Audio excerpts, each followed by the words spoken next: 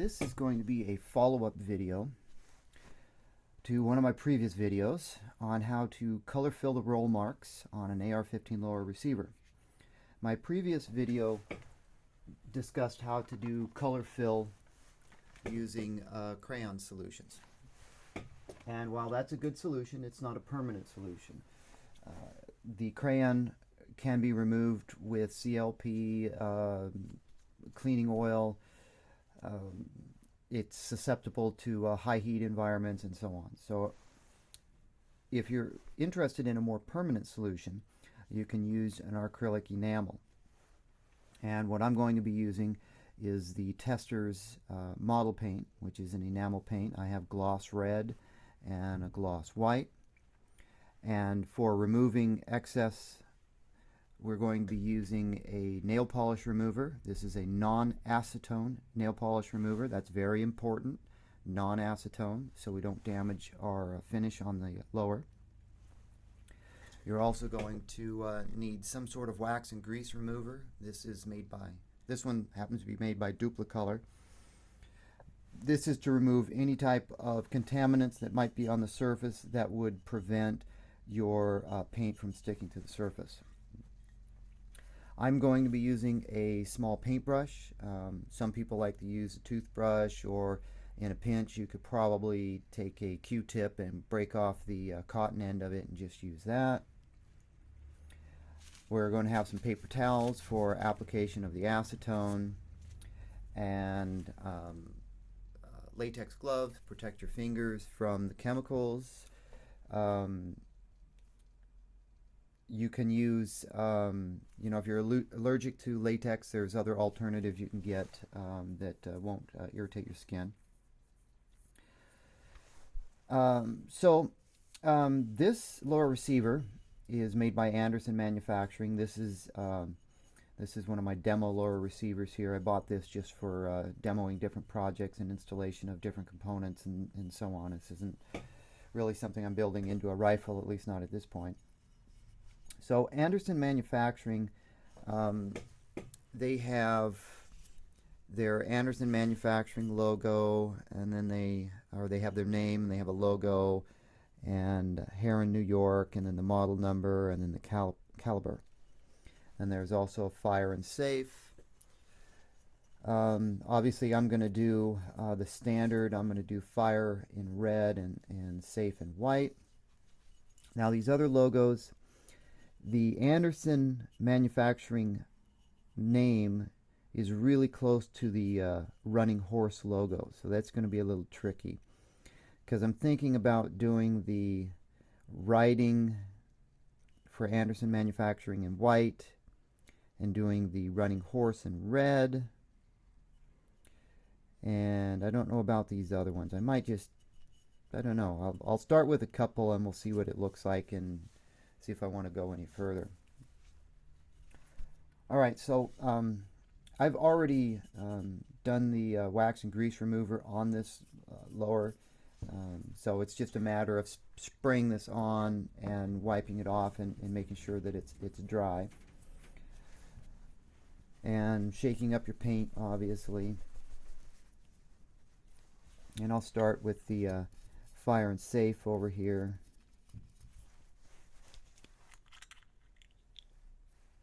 Now you can see the gloss red is a really bright red, and that's what I wanted. If you go with a flat or a dark red, it doesn't really show up too well on the lower receivers. At least that's been my experience.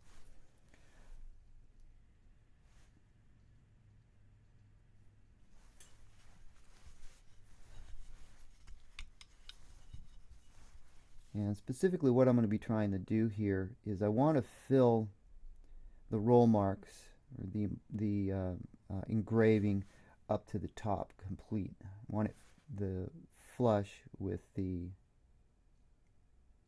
surface of the receiver. You don't need too much.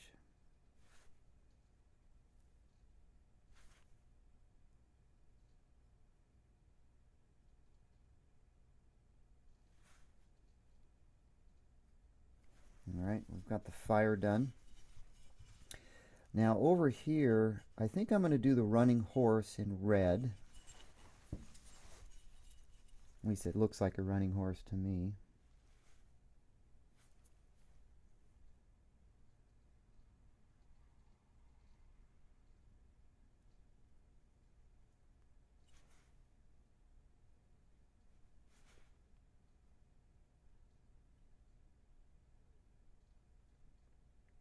And these logos, since these logos are real close to each other, a fine tipped paintbrush will definitely is definitely going to help me out here.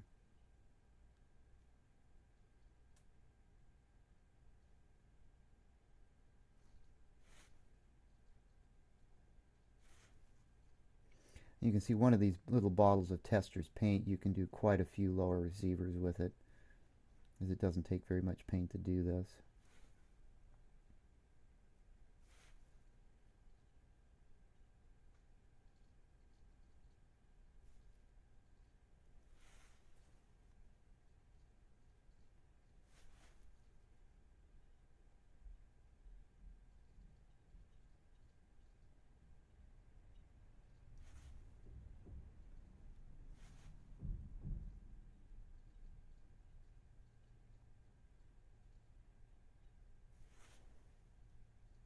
And what you want to watch for is you want to watch to make sure that you've got enough paint to completely fill these engravings. So there's actually way more paint on here than what you really need.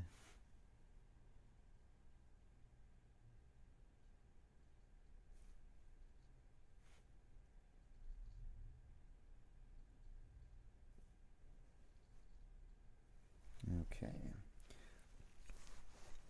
So it's been dabbed into place. The paint has definitely completely filled the engravings on the fire and the running horse.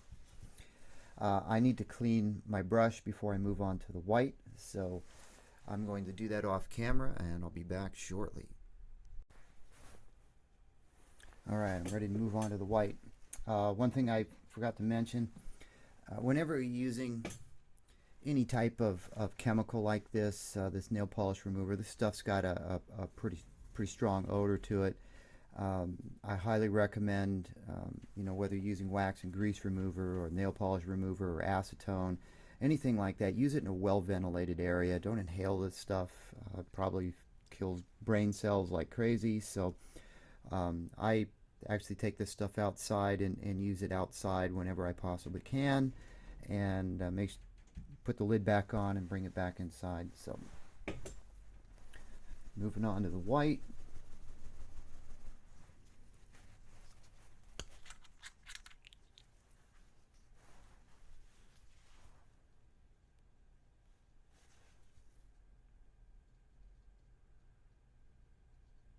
Doing the safe first.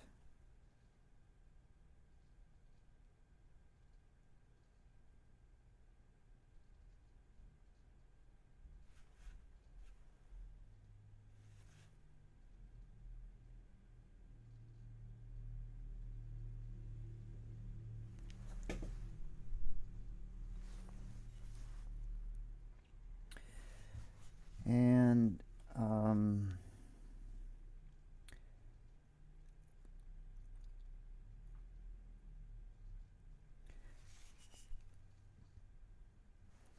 I think what I'm going to do over here is I'm going to do the Anderson Manufacturing and the Huron Kentucky in white and the Running Horse in red, and I'm going to leave these other ones black.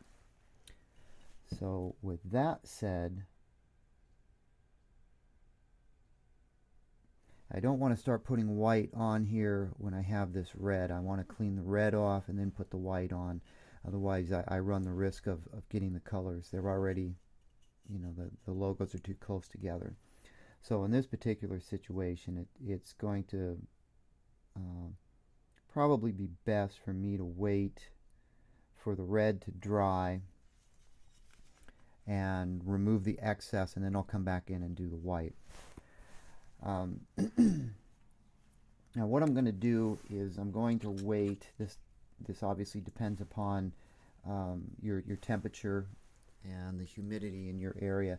I'm going to wait 15, 20, 25 minutes for this to kind of dry. It's not going to be rock hard, but it's going to be dry enough so I can remove the excess off the top using the acetone and a paper towel. So I'm going to let that harden a little bit, and we'll come back and continue the video. Alright, after about a 15-20 minute drying period to let this paint dry, it's dry to the touch for the most part. If you were to really push your finger in it, it would still seem somewhat tacky. You can tell it's really starting to dry. One of the things I look for was like when I pull paint in these recesses. When it's really starting to dry, you're going to actually see the outline of the logo underneath the paint as the paint dries, and so that's always a good sign that you're ready to remove the excess. And to remove the excess, I'm basically going to use a paper towel, and I normally will wad something up about so.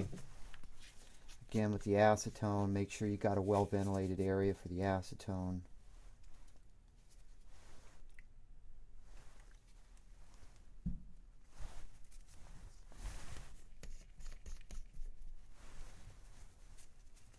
And what we're basically going to do is we're going to use I keep calling this acetone. It's nail polish remover in a non-acetone formula. So we're just going to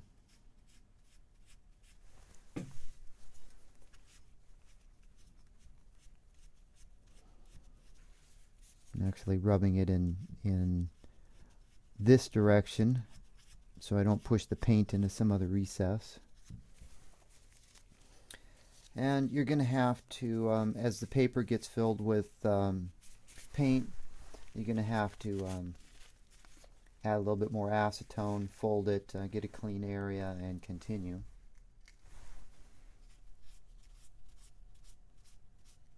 And I'm not pressing hard because you don't want to. You don't want to dig the paper into the roll marks. We just want to remove the surface paint and leave the paint that's actually in the embossed or the engraved roll mark.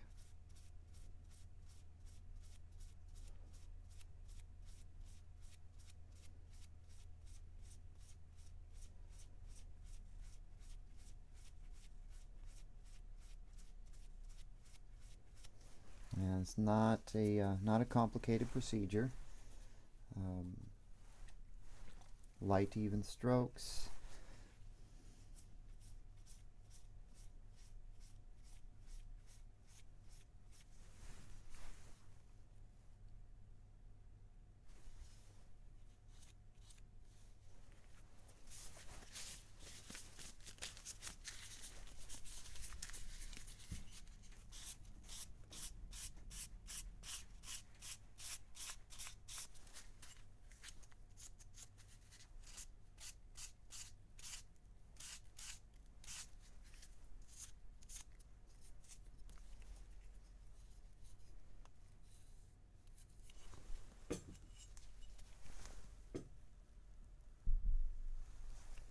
And if you can see that, you can see the fire right there. It turned out just fine.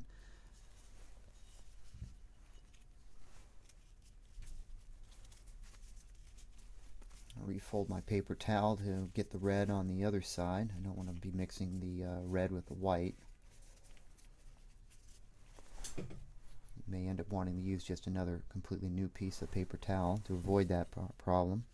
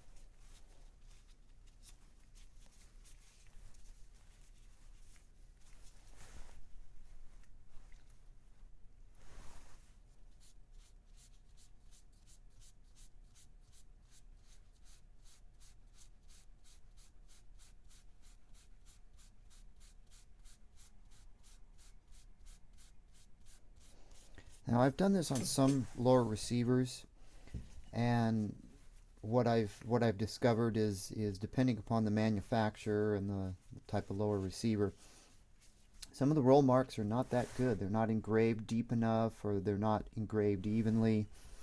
So your results can greatly depend upon how well the roll marks are engraved on your lower receiver. And what I can see on this Anderson manufacturing lower receiver, it looks pretty good.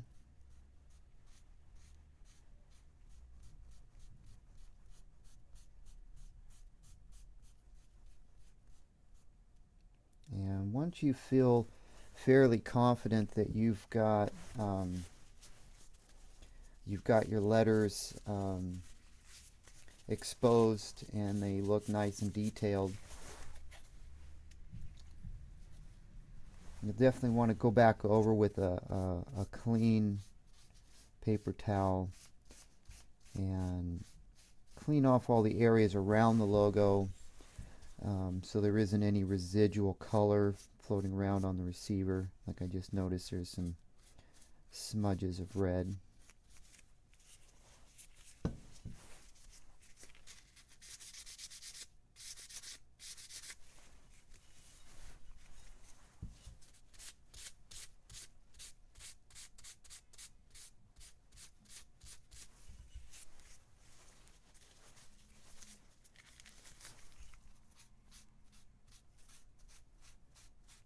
And the white's going to show up on the black receiver a lot more prominently than the red will.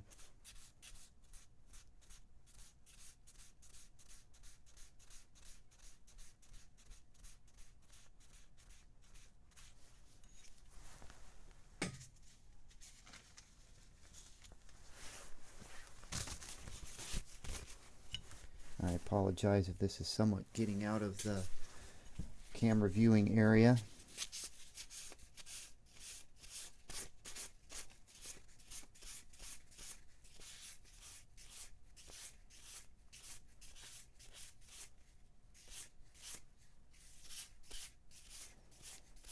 And of course, paper towels have a tendency of leaving some little lint or little pieces of paper behind. I'm kind of using a dry one just to make sure that the lint is gone. As my eyesight, I can confuse the lint with, or I can confuse leftover little drips of white paint with lint from the paper towel.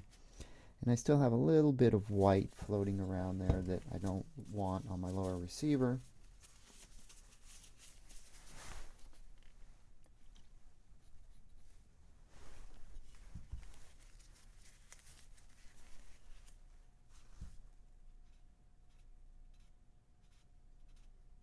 And I've just folded up the paper towel, and so I can kind of get a point on it, a little bit of a point.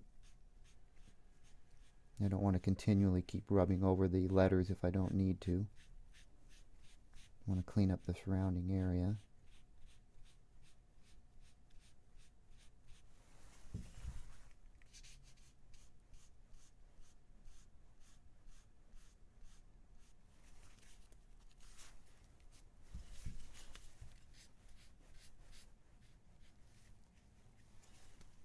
And back to the dry paper towel again.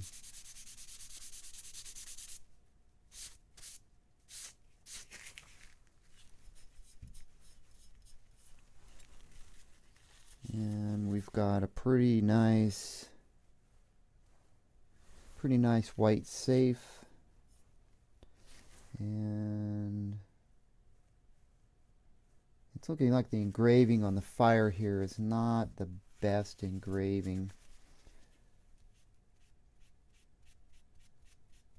I'm going to wipe it down one more time.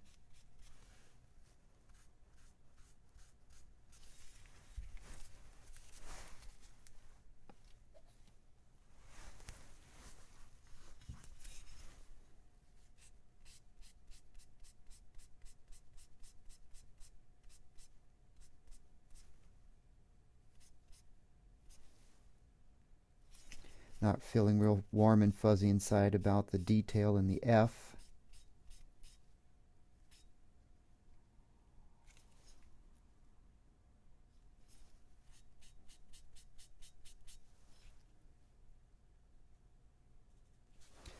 It is acceptable. Alright, so it's time to move on to this one. This one's going to be a little bit more challenging because I'm going to have to try and remove this excess color without wiping the color into this other logo, because these other logos I'm going to fill in with white.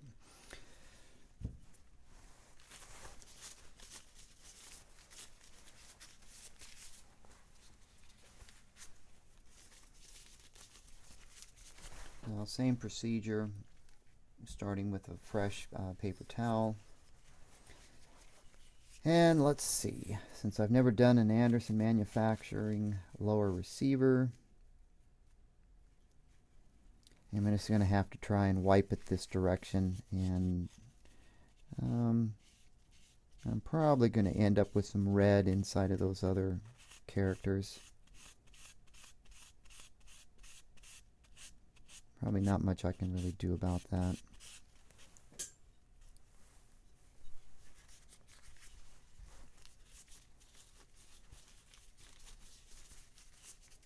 There won't be much in there anyway, and when I fill it with white, you won't be able to see any of the red. Hopefully, that is.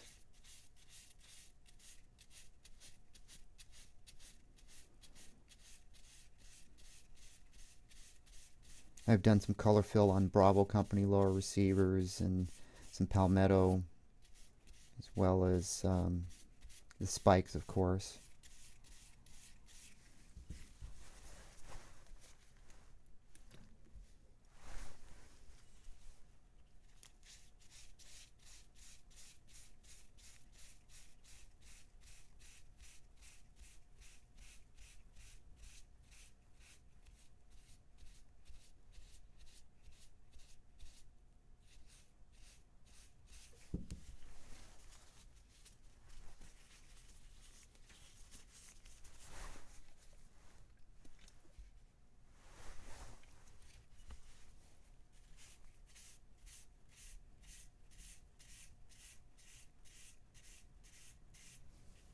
This is actually going pretty good. I'm not really wiping a lot of red into the actual lettering. It's, the nail polish remover is for the most part dissolving the enamel, and the paper towel's absorbing it.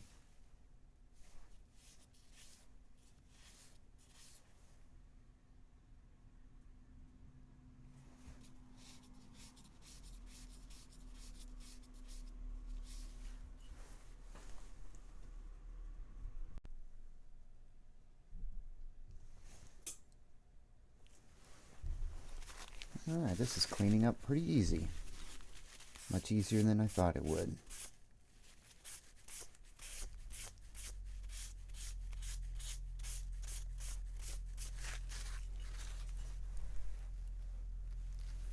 If you can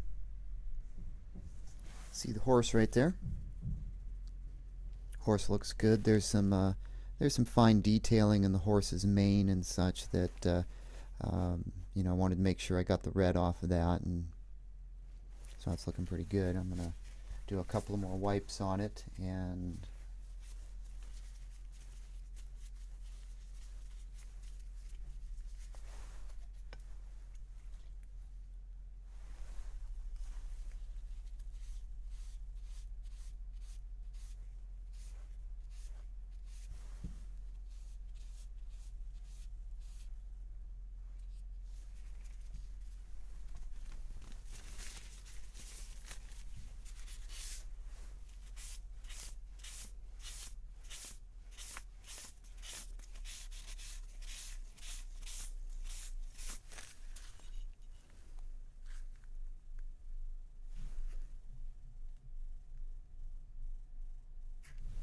yeah, it looks pretty good.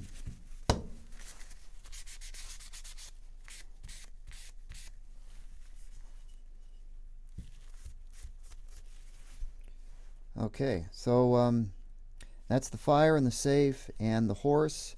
I'm going to do these letters in white, and I'll just come back, and I won't force you to painfully sit through that since you've already seen the process, but I'll come back and show you the finished product. Alright, I'm back. The paint on this lower receiver took about 45 minutes to an hour to actually dry, so I could go back in and remove it. So you want to make sure it's fairly dry.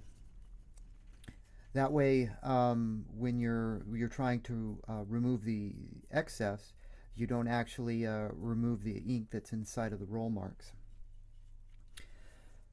So what I decided to do was just do the model number markings instead of the Anderson manufacturing.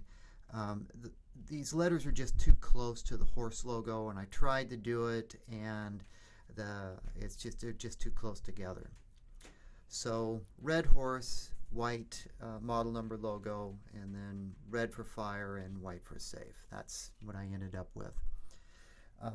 One more thing that I should mention, if you've got some Q-tips, these come in handy for when you're trying to get in up close and clean up some ink. So I used a combination of the nail polish remover, some paper towels, and some Q-tips to clean the lower receiver up, and that's going to about wrap it up for this project. Aside from the approximate 1 hour wait time, that was the only drawback I could see to using the enamel paint. Once this is fully cured and dried, it's going to be much more durable than a crayon, of course. And other than that, I did not have any other issues. Went on fine, came off fine, and used some Q-tips for final cleanup.